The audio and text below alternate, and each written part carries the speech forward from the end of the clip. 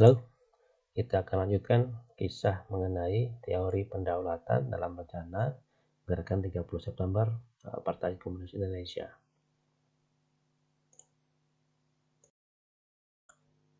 Dengan suhu politik baik domestik, regional maupun internasional yang panas pada tahun 1965, persaingan antara Amerika Serikat, Uni Soviet, dan Cina, keengganan Angkatan Darat, pimpinan Jenderal Yani melaksanakan perintah konfrontasi, kesibukan Angkatan Darat melindungi musuh-musuh PKI dan mengganjal agenda Nasakom mungkin telah membuat Presiden Soekarno mulai berpikir untuk menggantikan Jenderal Yani sebagai menpangat dengan perwira lain yang lebih bisa menuruti keinginan Presiden. Di mata Presiden mungkin meminta Jenderal Yani untuk secara sukarela melepaskan jabatan Menpangat dirasa sulit. Mungkin beliau mengingat pengalaman masa lalu ketika Jenderal Nasution di tahun 50-an dengan dukungan Angkatan Darat menolak melepaskan jabatan KSAD. Sementara di tahun 50-an itu, suhu politik tidak sepanas tahun 65. Akhirnya Presiden memutuskan bahwa jalan daulatlah yang akan digunakan, yaitu menculik Jenderal Yani dan para stafnya, untuk kemudian dibawa ke hadapan Presiden dan didaulat untuk melepaskan jabatan Menpangat.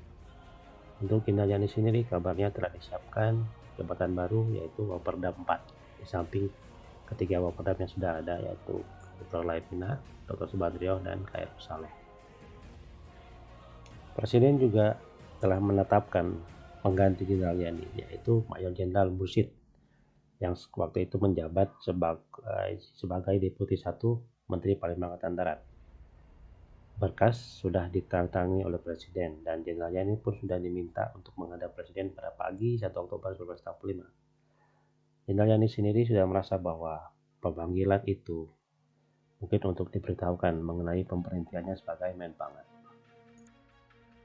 Kemudian Presiden mulai mencari siapa yang akan diperintahkan untuk melakukan pendaulatan ini.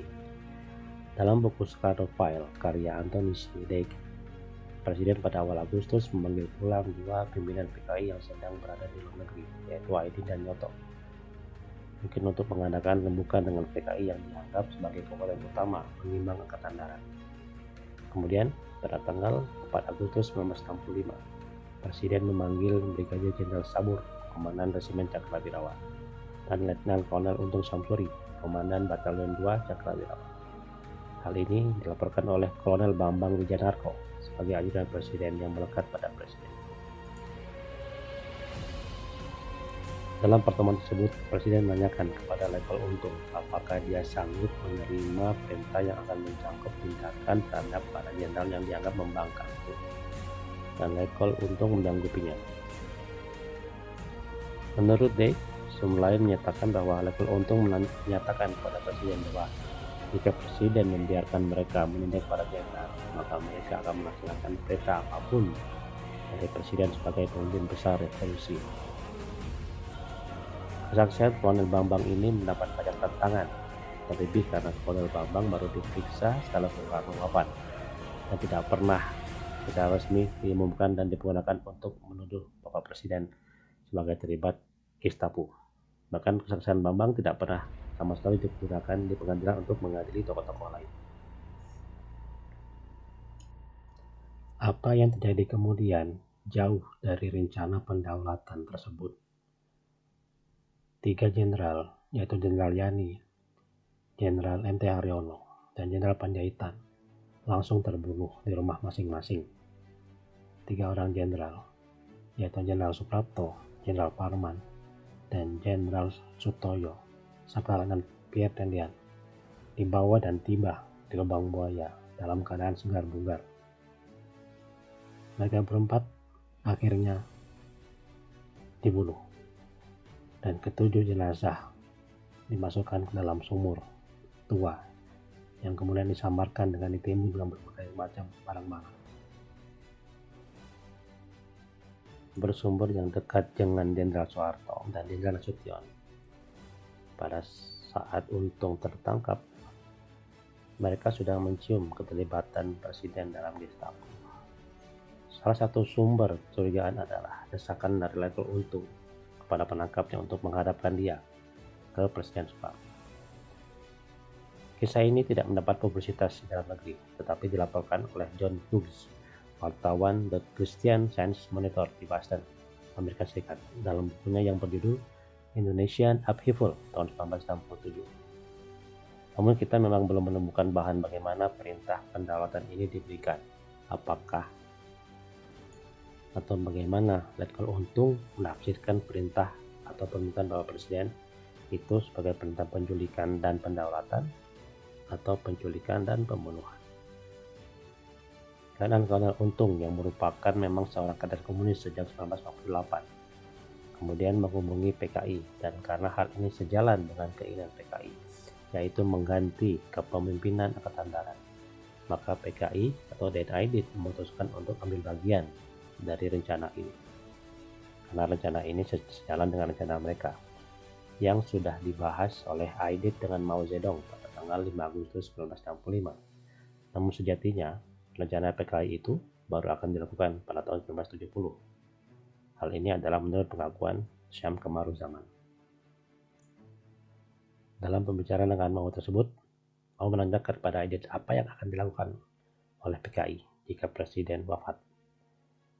Jawaban Aidit adalah bahwa dia akan membentuk suatu komite militer.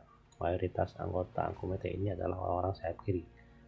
Namun komite ini juga akan melibatkan golongan tengah sehingga akan membingungkan musuh-musuh komunis. Dan golongan militer sayap kanan tidak bisa dengan cepat menyerang kekuatan militer komunis.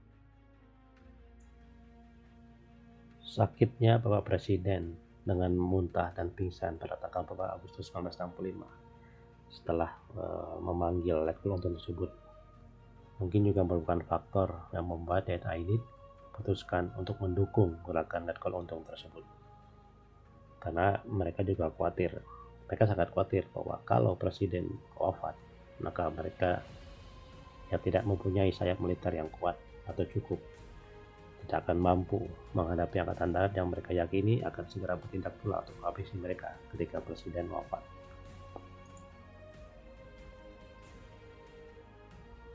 Terbunuhnya para jenderal dan letnan TNI mengakibatkan bahwa dimensi gerakan ini telah sangat berbeda. Mungkin pagi itu Presiden dari rumah Ibu Dewi hendak berangkat menuju istana, masih dengan pikiran bahwa semua berjalan lancar. Beliau tinggal berangkat ke istana, mendapati para petinggi TNI AD itu sudah berada di istana dan tinggal melakukan pendaulatan. Tapi pagi itu beliau mendapat laporan bahwa terbunuhnya Jenderal Yani dan membuat beliau sangat kaget, dan beliau mulai menjaga jarak dengan para pelaku gerakan. Perintah Presiden kepada Brigadir Jenderal MS Suparjo, Wakil Komandan G30S yang menghadap beliau di Halim, adalah hentikan gerakan, yang langsung menghancurkan moral para tokoh-tokoh utama gerakan tersebut.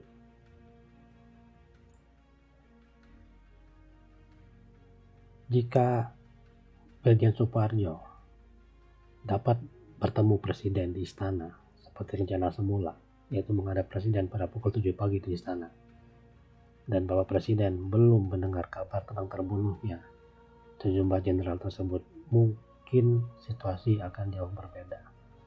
Mungkin Presiden akan terjebak dalam situasi di mana beliau memberikan approve atas gerakan tersebut, dan ini akan sangat merugikan beliau. Rencana pendaulatan inilah yang mungkin telah diberitahukan oleh Kolonel Latif kepada Pangkostrat Mayor Jenderal Soeharto ketika sang kolonel menghadap Pangkostrat di rumah beliau pada tanggal 27 September siang dan juga pada tanggal 30 September 1965 malam di rumah sakit RSPAD sembari menjenguk Tommy Soeharto yang sedang dirawat karena tertumpah sup panas. Menpangau, Menteri Panglima Angkatan Udara, Laksamana Omardhani, ketika pada tanggal 30 September malam mendapat taklimat intel dari Letnan Kolonel Udara Penerbang Heru Atmojo bersama-sama dengan staf Angkatan Udara lainnya seperti Laksamana Andoko dan Komodor Leo Watimena.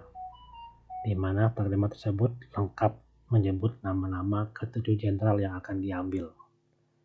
Menpangau tidak mengadakan tindakan apa-apa, dengan alasan itu adalah urusan internal Angkatan Darat. Kemungkinan Menpangau sebagai seorang yang sangat loyal kepada Presiden, seorang Soekarnois sejati, mengetahui perihal ini sebagai suatu upaya pendaulatan.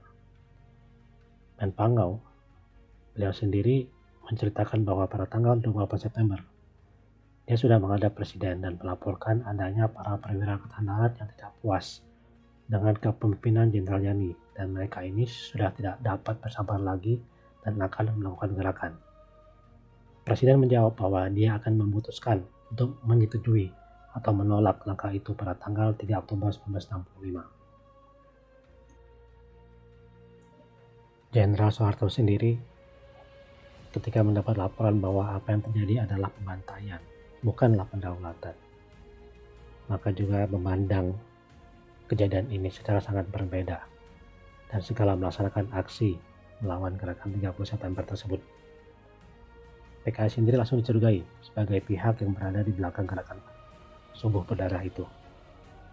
Kolonel Yoga Sugama, Kepala Intel Kostrad, dan Bapak Yusuf Wanandi mengisahkan keyakinan mereka bahwa ini adalah gerakan PKI langsung di pagi hari itu, mendasarkan pengalaman mereka sendiri dari apa yang telah mereka alami sepanjang tahun 1965 yang berhubungan erat dengan kegiatan-kegiatan PKI mengancam musuh-musuh politiknya selama tahun 1964-1965.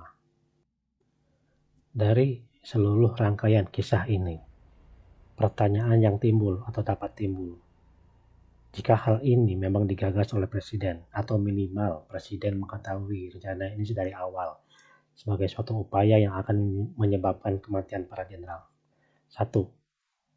Mengapa Bapak Presiden memilih menginap di rumah Ibu Dewi pada malam yang sangat penting itu? Jika beliau tetap menginap di istana dan jam 7 pagi menerima laporan Brigjen Suparjo, wallahu alam apa yang akan terjadi, apa yang akan menjadi keputusan beliau dan apa yang akan menjadi sejarah negara kita. 2. Walaupun Bapak menginap di rumah Ibu Dewi, mengapa anak-anak Presiden tetap tinggal di istana, kecuali Guntur yang tinggal bersama Ibu Fat? Dapatkah kita anggap bahwa Bapak tidak merasakan hal yang berbahaya karena para jenderal yang telah ditangkap tersebut ditahan di tempat yang aman sebelum dihadapkan pada beliau dan tidak mengganggu keamanan putra-putri beliau di istana? Ketika Bapak sudah sampai di istana, maka agenda pendaulatan dapat dilakukan dengan aman. 3.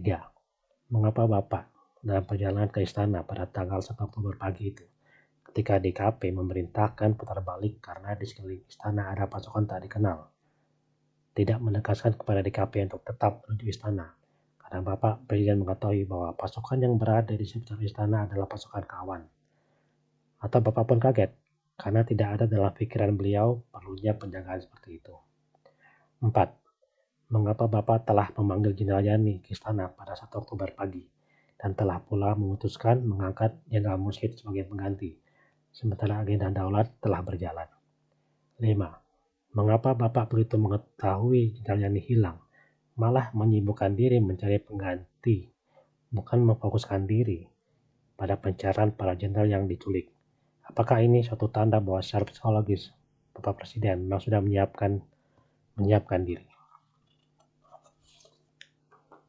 Dari berbagai teori, siapa sebenarnya para pelaku utama dari gerakan 30 September tersebut yang dikembangkan para sarjana, sejarawan, wartawan, atau pelaku sejarah?